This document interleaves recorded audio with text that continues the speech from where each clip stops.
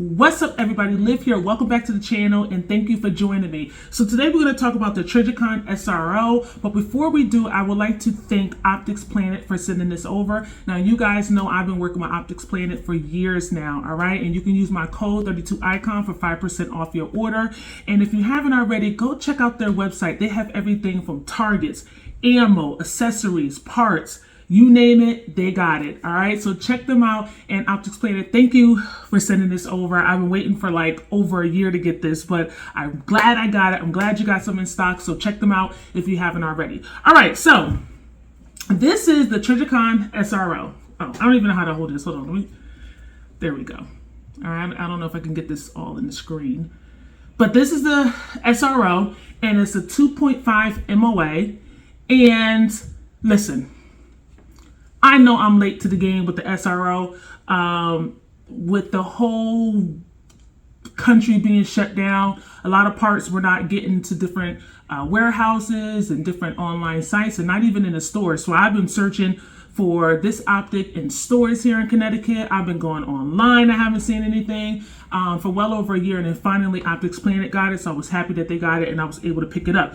So my review is not going to be the typical review that I normally do. Okay, it's not going to be, oh, here's this measurement and here is that, and I'm just going to focus on the three things that stood out for me while I was reviewing this optic. And I could probably say three things that stood out for me, or maybe three things you may not have noticed. I'm not sure how I'm going to title it, but three things that stood out for me when I had the opportunity to review this optic. Now, I've had this optic for almost a month now. So the first time I took this to the range, I left my camera home, and so I didn't get that footage, but I took it back and I got more footage. So I have about, I don't know, like 250, maybe 300 rounds down range on this particular firearm with this optic on it. And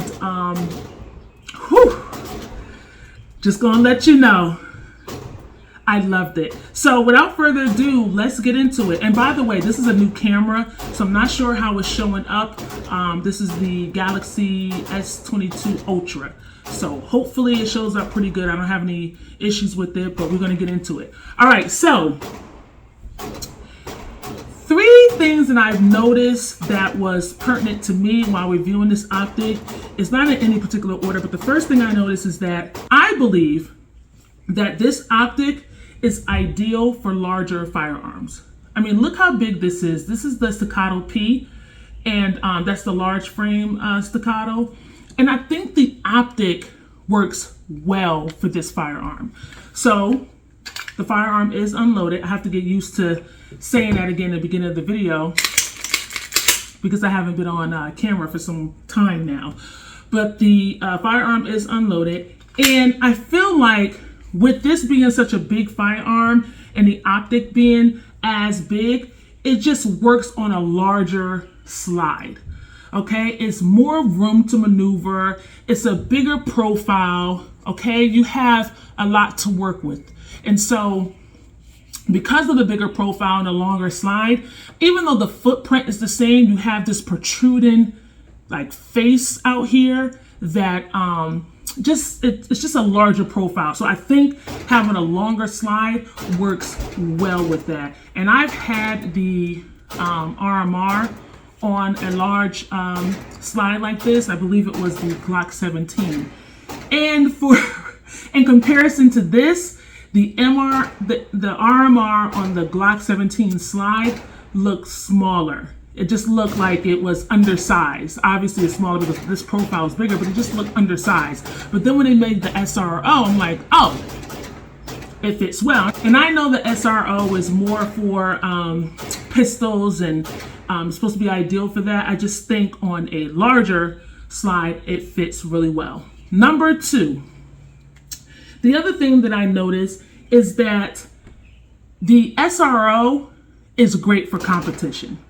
So I know that a lot of people use the RMR for competition, but I think with the larger field of view, okay, this is ideal for competition or even plate shooting, because not everyone participates in competition shooting, but some people just go out and run their firearms on plates, okay? I wish I had that luxury. I wish I had that sort of land where I can go and set up plates and do that, because if I did, I think I would have a lot more fun with this optic, because this red dot, this dot is so bright. I mean, the controls are super simple.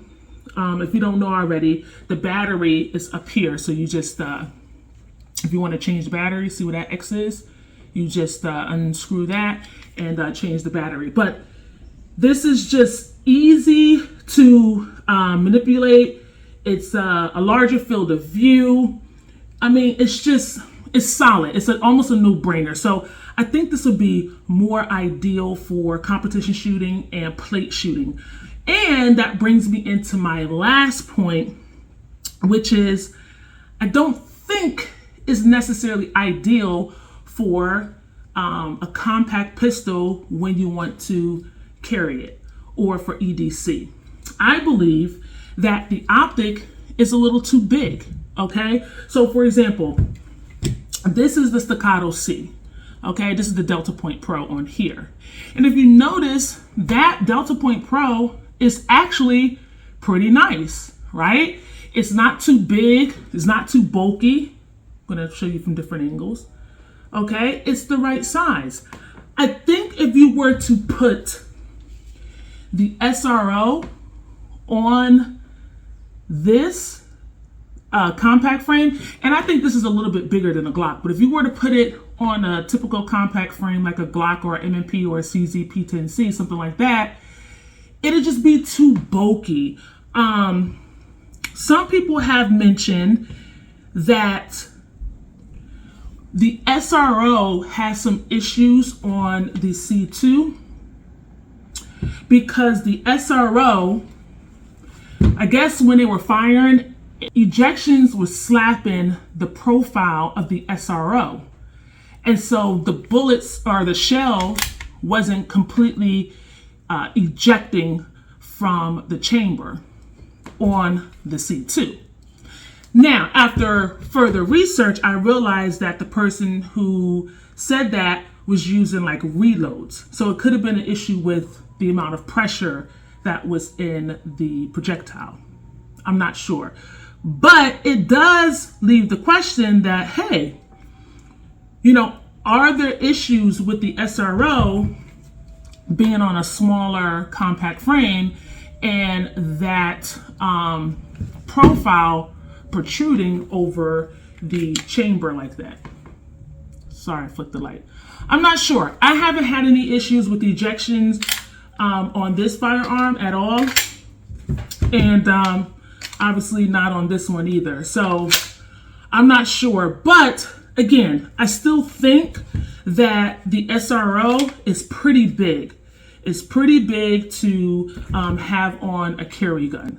So those are the things that I noticed.